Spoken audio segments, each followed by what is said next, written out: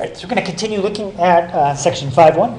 Okay, yesterday we did part 1, which taught us how to convert from polar to rectangular, taught us how to plot points in polar, and how to write points in different ways.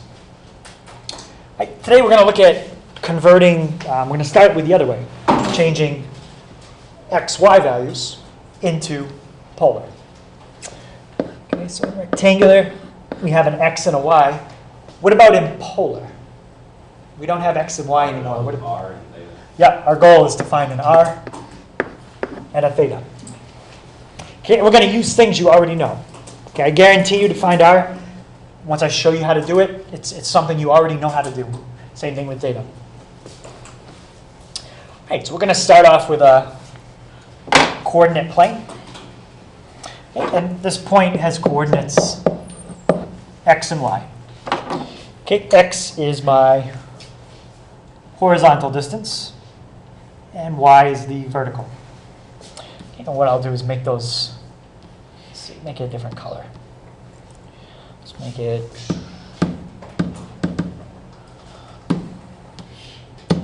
let's go with green.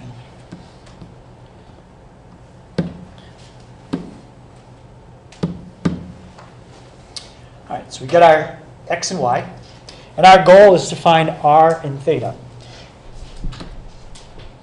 Okay, what shape could I make here like I did yesterday?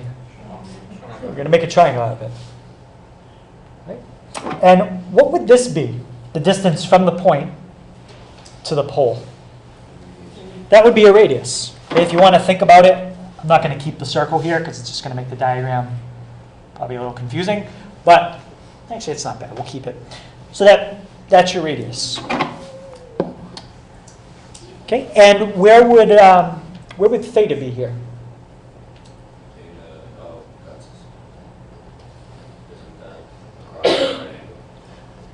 So r is what's across from the right angle. Next to it, yeah, down here. Yeah, it's right down by the pole in between the black and the green line. Okay, so that's theta. All right, so we got to find both r and theta, and we find them separate. X and y, you're going to know. Okay, any guess on how we could get r if you know x and you know y? Yeah, just use the Pythagorean theorem. Okay, x squared plus y squared equals r squared. Okay. And I'm going to write this down again on the next page a little more formally, but that's the basic idea of how we find r. Now, I also want to find theta. So that's what I want to find. I'm going to know that, and I'm going to know that. Okay, what's the name of the side that's right next to theta, using words like opposite, adjacent, or hypotenuse? Adjacent. That's adjacent. And what about the side that's across from theta?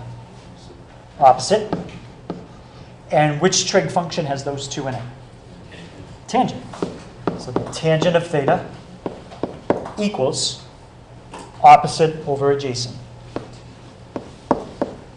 Now my goal is going to be to get rid of tangent, and I want theta by itself. So what would I have to do to each side to get rid of tangent? Inverse tangent.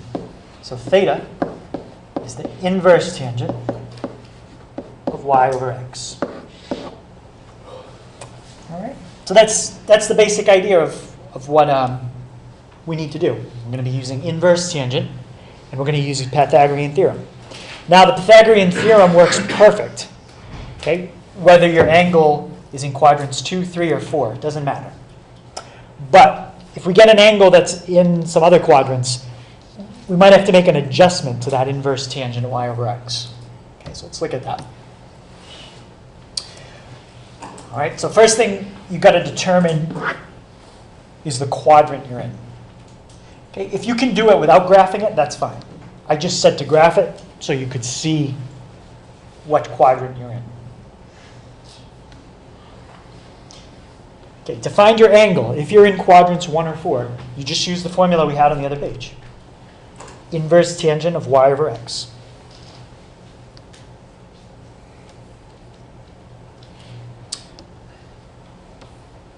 Okay, but if you're in quadrants 2 or 3, we got to make a small adjustment to this formula.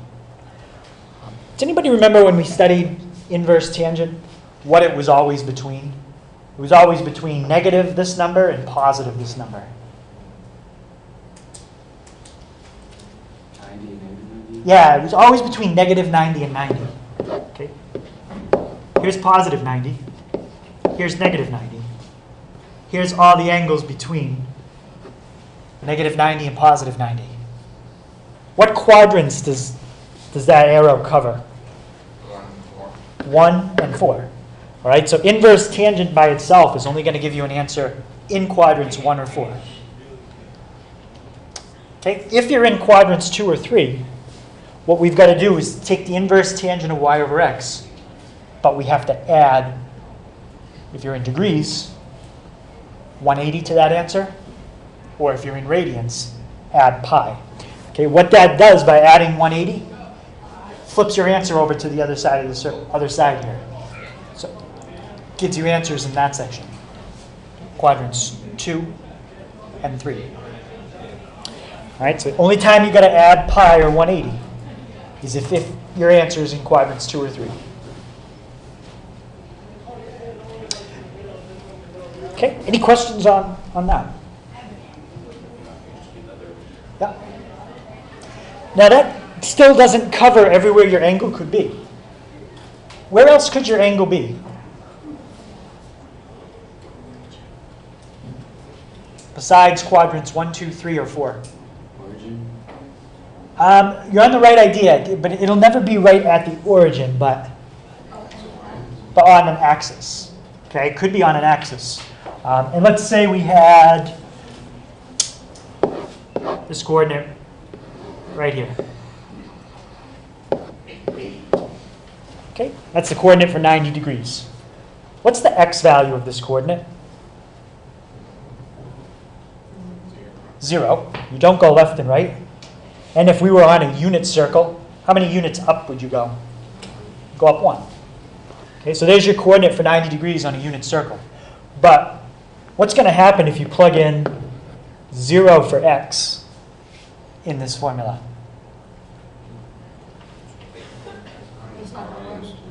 Yeah, what's going to happen? It's not going to work because why?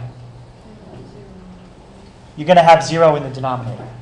All right, so you can't use these formulas when you're on an axis. You can only use them when you're in quadrants 1 and 4 or 2 and 3. If you're on an axis, you just have to memorize this is 0, that's 90, that's 180, that's 270. You need to know those 4 spots. 0 is right, 90 is up, 180 left, 270 is down. Okay. These formulas won't work. All right, so as I just said, if you're on an axis, then your answer has to be one of those 4. Okay, just figure it out by going if you went up, down, left, or right. And the last thing you have to find is r. And for that, you just do the Pythagorean theorem. Doesn't matter what quadrant you're in. Same formula for every quadrant. Okay. Some people, when they're doing this, they like to find r first. That's fine. If you want to do r first and do the angle later, doesn't matter. Okay. But just make sure that you do both of them. Okay. So any questions on those steps? Okay, so we'll try a couple examples converting to polar. Can you go back for a second? Yep.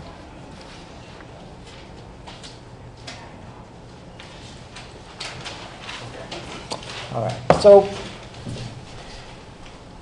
if this is rectangular, what's the names of these two things? X and Y. Okay, so we know X is 2, Y is negative 2. Okay, you guys want to start by finding the radius, or you want to find the angle? Radius? Okay, let's find the radius. Paige, can you remind me what the formula is to find my radius?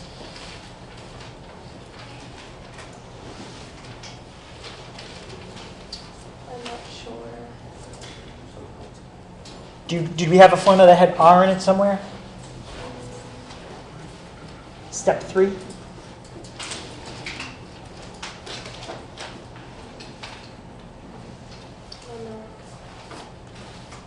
Anybody help her out? Remember that last step? Yep. Allison?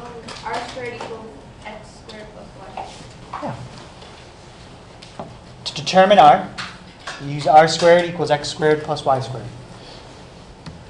Okay, so fill in what we know. R squared is x squared, y squared. All right, Dakota, what's 2 squared? 4. 4. Negative 2 squared, Zach? 4. It's also 4. So we get r squared is 8. And Nathan, what do I got to do to get r by itself? You have to get the square root of 8. Yep, square root of 8.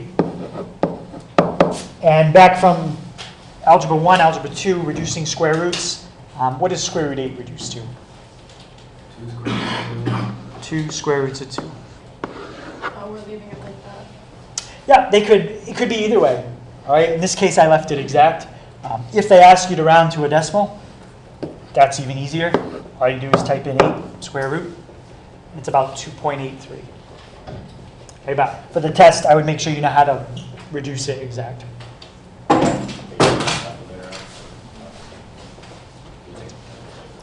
Yeah. Okay, so we've got our radius. That's half of it. What else do we need? Theta. Yeah, we need theta. Okay, in order to determine theta, what should I figure out first? If we're on an axis. Okay, yeah, figure out where we are. Are we on an axis or are we in a quadrant? Quadrant. Yeah, which quadrant here? 4. Okay, you don't have to graph it exact. You're right, you're down. Somewhere in quadrant 4. Okay, what's my formula if theta is in quadrant 4? Well, Alex? Tangent of -1 y over x. Yeah, so inverse tangent, and this time y over x. Y is -2. X is 2. Okay, let's type it in and see what we get. Okay, also the problem here didn't say if I should use degrees or radians. I'm going to do it in degrees and see what I get. Okay, so second inverse tangent, -2 over 2. And we get -45 degrees.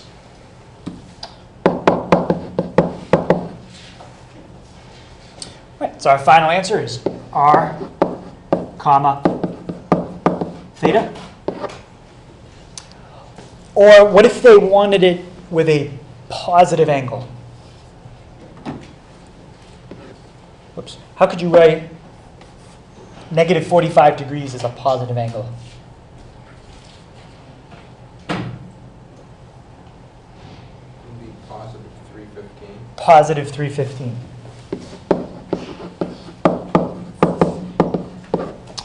Okay, so when you get your answer on the test, if it's a multiple choice question, you just have to match up with whatever format I used.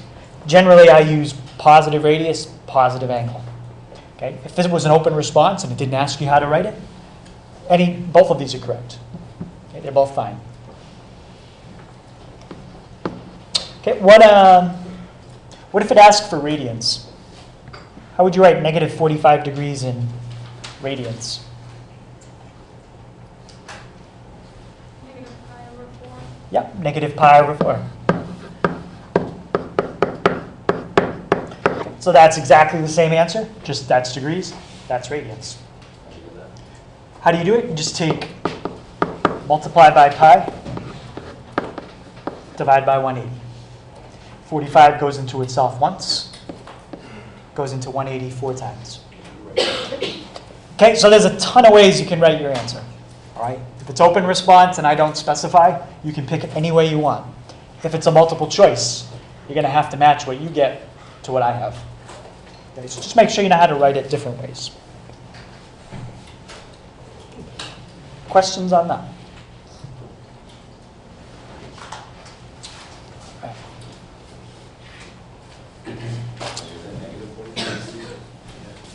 Yep. All right, so this one is -4 and -5. X and Y. Okay, Andy, how do I get R? X squared plus y squared. So X squared plus Y squared. Yep, anything else?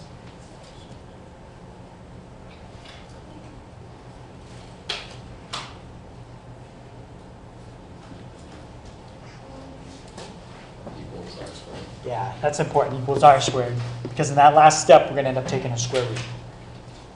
Okay, Jess, what's negative 4 squared? 16. Ben, negative 5 squared? 25. And Chris, if we add 16 and 25? 41. And Charlie, last step to get R by itself and get rid of this exponent? Take the square root. All right, can we reduce the square root of 41? No. Okay, so we're just going to leave that.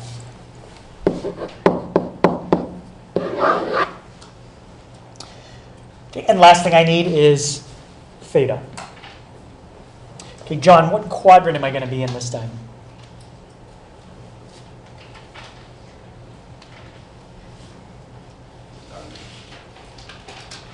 John, yeah.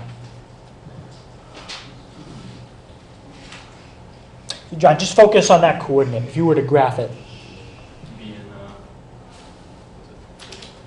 in, third. Third quadrant. Yeah, we're going to go left. We're going to go down somewhere in quadrant 3. Okay, Callie, what's my formula to find theta if we're in quadrant 3? Theta equals inverse tangent of -5 over -4. Okay, -5 over -4. Everything there is perfect so far, except we need one more thing because we're in quadrant 3. Yep. You have to add on. Right. In quadrants 2 and 3, we want to make sure we put plus, if we're doing it in degrees, 180. Okay, any questions on why I add the 180 here? Right, now we just do it out, see what we got.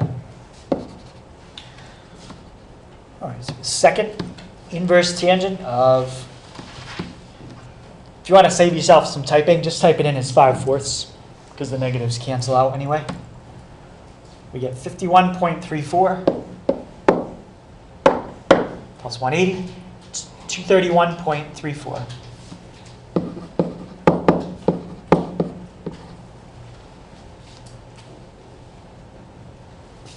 And that's it. Okay, so that's my radius and my angle.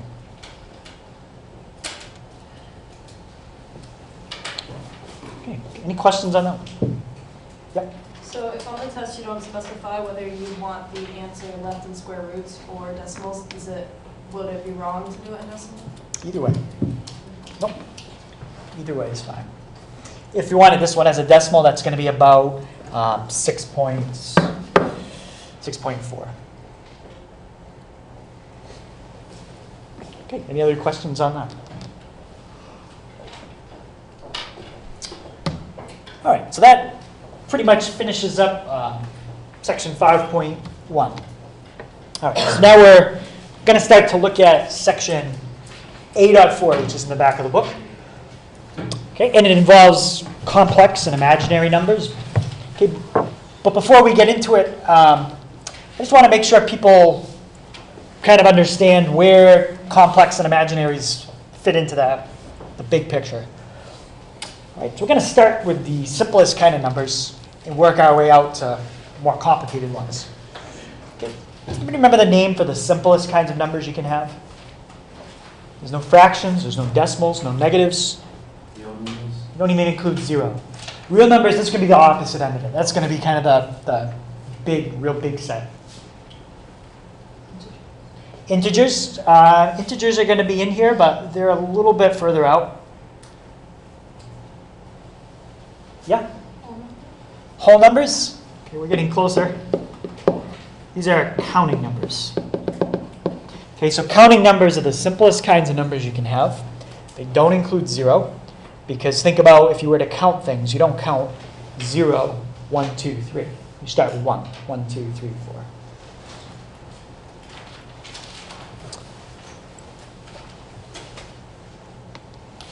Okay, but the problem with counting numbers is they don't include the number 0. Okay, that's not an issue if you're doing addition. Okay, if you add any counting numbers together, I guarantee you the answer will be a counting number. But that's a counting number minus a counting number. What's the answer there? What if you're in a number set, though, where that doesn't exist? Then what would you do? You wouldn't have an answer. You'd say you can't do that. It's undefined. Okay? So if you want to be able to take away 3 minus 3, you have to invent something that's going to represent having nothing. Okay? Which, that's our next set of numbers called whole numbers. Okay, so the only difference between counting and whole numbers have 0, counting numbers don't. All right, but even with whole numbers, we could still run into problems with subtraction. Can anybody think of a whole number minus a whole number where we could run into a problem? 4 minus 5. Sure. What's wrong with that? Or do we need negative? Right. Right. If all you understand is whole numbers, okay, like maybe somebody in like first grade, and they look at 4 minus 5, they'd say, that's impossible. You can't take away more than you have. Can't do it. So they'd say it's undefined. Or they'd probably say you just can't do it. Right? So then we get to our next set of numbers, which include negatives. Those are your integers. Okay, integers specifically allow you to do something like this. You can now take away more than you have. Right, so now I think with adding and subtracting, we would be fine. You can add any integers you want. Guarantee you the answer is always an integer. Subtraction, that's fine. Even multiplying, that's fine. But what could we run into a problem with integers with? Division. Can you give me an example where we'd have a problem? 4 divided by 5. It's a big problem. Okay, we have an integer divided by an integer. But it doesn't go in evenly. So this is like somebody having 4 objects and saying, I want you to give these out evenly to 5 people. I can't do that. Okay, now we're getting into fractions or parts of things. All right? So if you want to be able to do that, okay, we have to have another set of numbers. Does anybody know what those numbers are called? Ones that have fractions?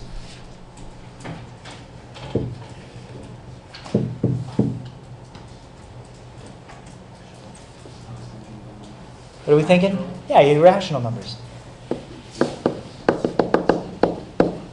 Okay, and for most everyday purposes in life, I think rational numbers are probably as sophisticated as you'd need. Okay, rational numbers when you're cooking, 1/3 of a cup, 1/2 a cup, things like that. Getting gas at a gas station, you have fractions. You might not get exactly $3 or 3 gallons. You might get parts of a gallon, parts of a dollar.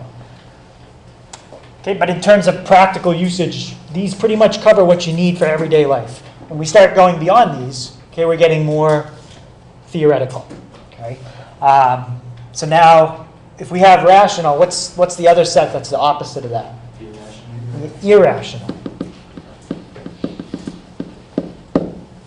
Okay, irrational numbers are numbers like pi. Pi cannot be written as a fraction. Okay, square root of 2. You can try really hard, but you cannot write this as a fraction. You can get the decimal, but there's no way to write this as a fraction. It's impossible. Right? And that idea didn't even make sense to people for a long time. It's like, how could you have a number that you can't write as a fraction? Why would that even exist? Well, we find out it exists with Pythagorean theorem. Okay, if you do square roots of things, sometimes you don't always get a nice answer. When you work with like the circumference of a circle. Okay, sometimes the circumference doesn't always come out to a nice answer. It might come out to a decimal. Most of the times it does. All right, and together, if you take all the numbers you can write as fractions and the ones you can't, those are your real numbers. Okay, that's the extent of Algebra 1. Okay, you don't learn anything more complicated than that in Algebra 1.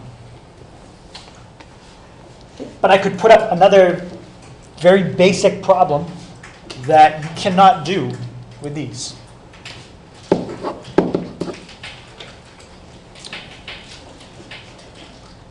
Okay, so square root means you got to find two numbers that are the same. You multiply them together, and you get the number that's underneath.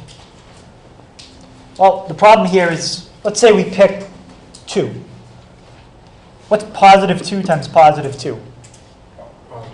Positive 4. Well, let's try negative 2 times negative 2. What's that? Still positive 4. That's still positive 4. You can't multiply two numbers that are the same and ever get a negative. That's impossible. If you're working with reals. Okay? So this kind of problem, if all you're working with is reals, or I show that to someone in Algebra 1, they're going to write this. You're going to write undefined. Can't do it. Okay? And the calculator does the same thing. If I type in square root negative 4, it says error. You can't do it. Right? Now, if I basically teach the calculator Algebra 2 by saying instead of working with real numbers, okay, I'm going to allow it to work with complex numbers. Now I ask it the same question. Now it doesn't say you can't do it. It says an answer, okay, 2i. All right, so that number is imaginary. Okay, and together, all the numbers that you'll ever study in high school make up your complex numbers. Okay, complex numbers have two parts. Okay, they have a real part, and they have an imaginary part.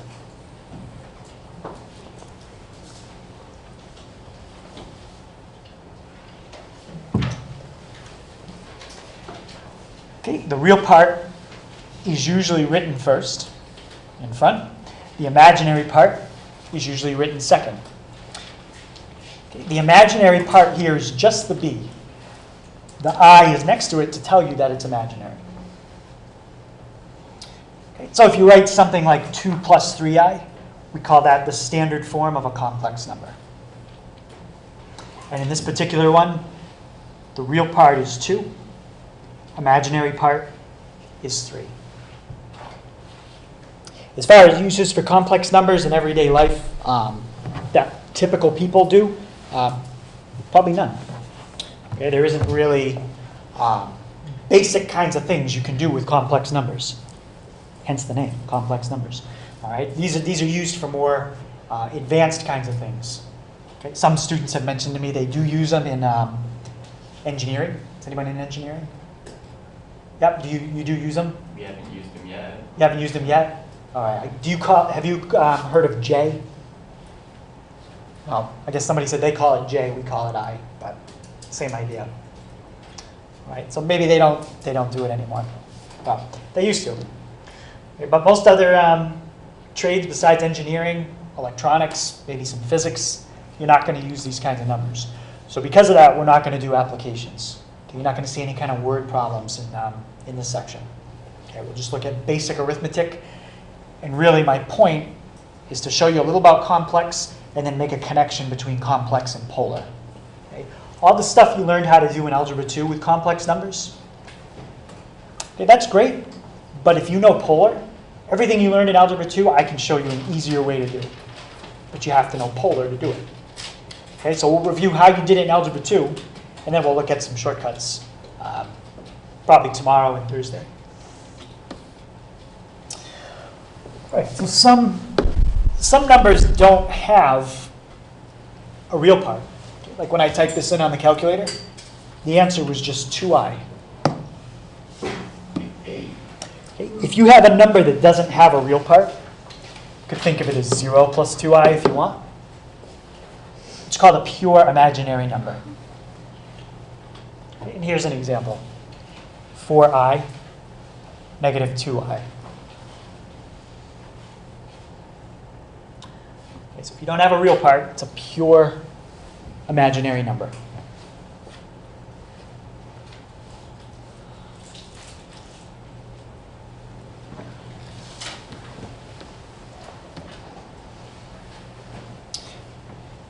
Okay, and we're going to get to this in a little bit, but this idea of using I. Okay, I, when we get to it, I is this.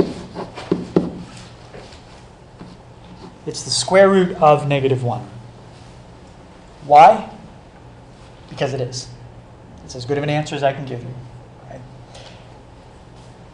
When we use complex numbers, okay, we have to have some kind of starting point, some kind of foundation to build everything off of. That's our foundation. Okay? Kind of like in geometry. One of the 5 things that's very important to geometry, one of the 5 basic postulates, is that parallel lines never cross. Well, why? Because they don't. Because that's just what we say. Parallel lines never cross. That's how we define parallel lines. You can't prove why. Right? You've got to have some things you can't prove. You just accept them as being true. And this is something like that. Okay, I is the square root of -1. Based on this fact, we can build other things off of it. Okay? And that's what we'll do. All right. So next thing I want to look at is does it mean for 2 complex numbers to equal each other? Well, for 2 complex numbers to be equal, it's a little more complex than just regular numbers. Not only do their real parts have to match, but their imaginary parts also have to match. Okay, so once you see it, I mean, it seems kind of obvious. 3 plus 8i equals 3 plus 8i. These are equivalent complex numbers. But if I had 2 minus 4i and 2 minus 3i, they're close. The real parts are equivalent, but the imaginary parts are not. So these are not equal. Okay, so for complex numbers to be equal, real parts have to match, and imaginary parts have to match. Okay, and it seems obvious, but anytime you start working with a new number system, you can't assume that anything you know how to do in numbers that you've worked with up until this point applies to this. You can't assume that everything you knew before about numbers applies to complex. This is a new system of numbers. Okay, so fortunately for us, most of what you already know does work with complex numbers. Some things are a little different, but a lot of things are pretty much the same.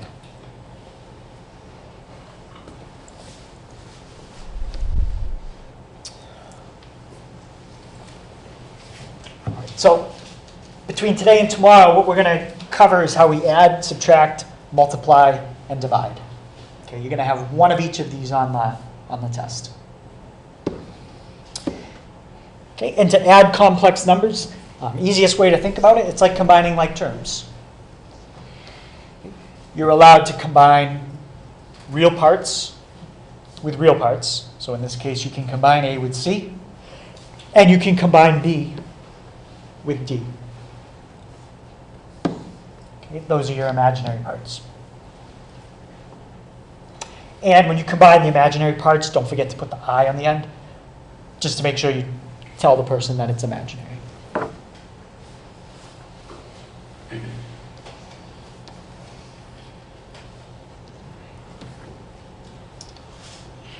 All right, so there's an example of 2 complex numbers we can add. We have 3 plus 8i plus 8 plus 2i.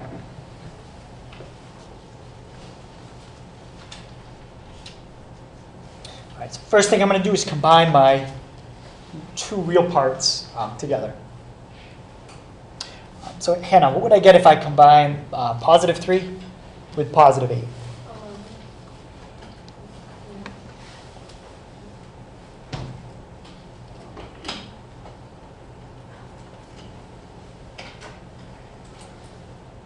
So we're just going to add 8 and 3 together. Yeah, 11. Oh, yeah, sorry, I didn't hear you. Thank you. You must have been like, well, why didn't you have 11, right? Yeah, I didn't hear this, thank you. So we get 8 plus 3, that gives us 11. And now combine our imaginary parts. Analia, what do we get with that? 10. And what do I put just so we know it's imaginary? I. That's it. Okay, 11 plus 10i.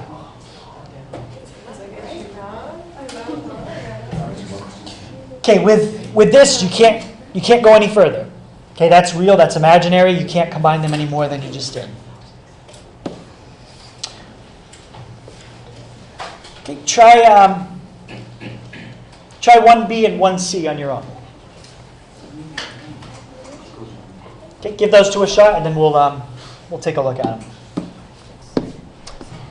All right, let's take a look at the first one. Okay, anybody think they got the right answer for 1B? Zach? 7 plus negative 10i. 7 plus negative 10i. Yep, you can write it that way. Did anybody write it differently? Alex? That's fine too. Okay, on the test, you would probably see it this way. Okay, so start by combining your like terms. Positive 4, positive 3, that adds to 7. And then combine your i's. Negative 2, take away 8. Negative 2 take away 8 is negative 10. Okay, Charlie, you have a question? Yeah. What's up? No, because when you did the first one, A plus BI plus C plus DI, you changed it to A plus C and plus B plus D. Yep, I added the first one here to the first one here. Yeah, and I asked you if I had to change it, and you said no, just do it from there. Yep, just add the first one here to the first one there. That's it. Yep. Just Yep. Like I said, just think of it as combining like terms. You can combine reals with reals, imaginaries with imaginaries. Next to Alex, I did. All right, how about 1C? Okay, be careful because you got a lot of negatives here. Yep, Jacob? Negative 10 plus 4i. Negative 10 plus 4i. Let's check. Combine negative 3 with negative 7. Yep, negative 10. Negative 4i. Positive 8i. The sign to the left always goes with the number. Negative 4 plus 8, positive 4. Good job. Okay. Any questions on that one?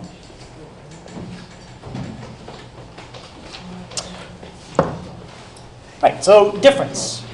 Okay, if you can add, subtraction is pretty much the same idea. Okay, the only difference is when you subtract, whatever you're subtracting, it's like distributing a negative sign. Okay? So our real parts, we're not going to do A plus C. Okay? We're going to do A minus C. Okay, that's your first part. And then B minus D. Okay, so instead of adding, now you subtract. Okay, just make sure you subtract C and D. Okay, some people forget to subtract that second part. All right, so our first one, we got 4 plus 12i minus 3 plus 4i.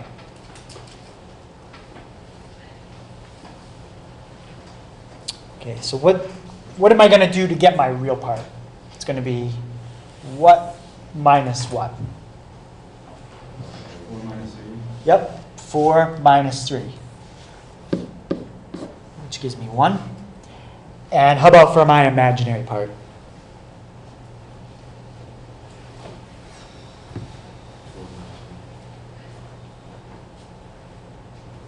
Oh, page? Yeah, it's going to be 12i minus 4i, or 8i. Okay, any question on that? So think of that negative. It's distributed to both. 4 minus 3, 12i minus 4i.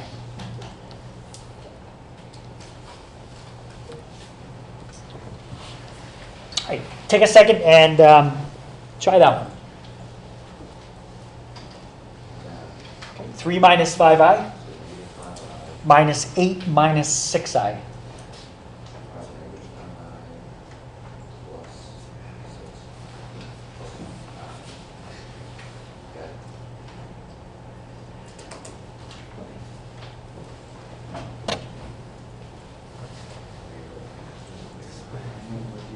And so, John, what'd you get for the real part? -5 plus I. Plus I. For the real part? I got it. -5, Yeah. Well, The real part is 3 take away 8, or -5. Okay. Now when we do the imaginary part, what's going to happen here? You're going to end up adding. So you have -5i minus 6i. So it's like -5 plus 6, which is 1. What? Yeah, so you can put 1i, and anybody just write plus I? That's fine too. Okay, put the 1 or not, doesn't matter. Okay, any question on subtraction?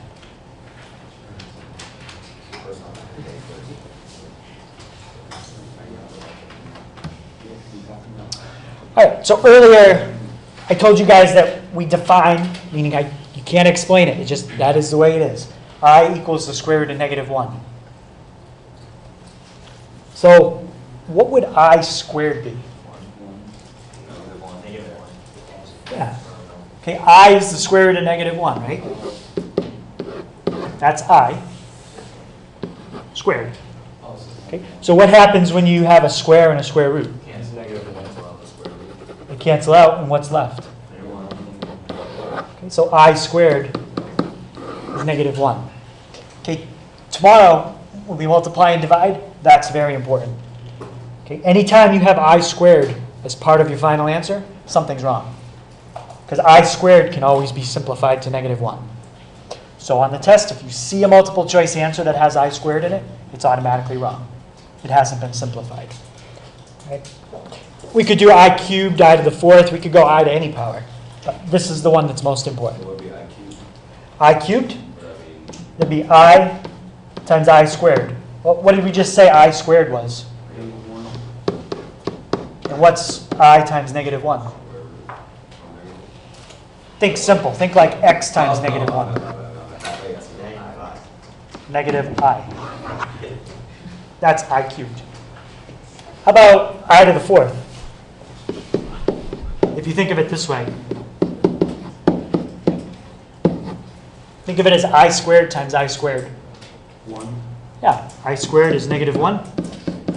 -1 times -1 is 1. Turns out the pattern just keeps repeating from here. Okay, if you do I to the 5th, I to the 6th, I to the 7th, I to the 8th, you're going to get the same answers we just got. They just keep repeating. Okay, but for us, that's the one you really need to know. Okay, I squared is -1. Okay, any questions on that? All right. Okay, so homework tonight. Okay, is last part on polar, 55 to 65 all on page 308. And then in the back of the book, page 560, 9 to 14 all, that's on the complex numbers. Okay, we'll take a look at that tomorrow. Okay, and as a reminder, my extra help this week, Wednesday. Okay, half day because of parent-teacher conferences. So my extra help, I'll be after school on Wednesday.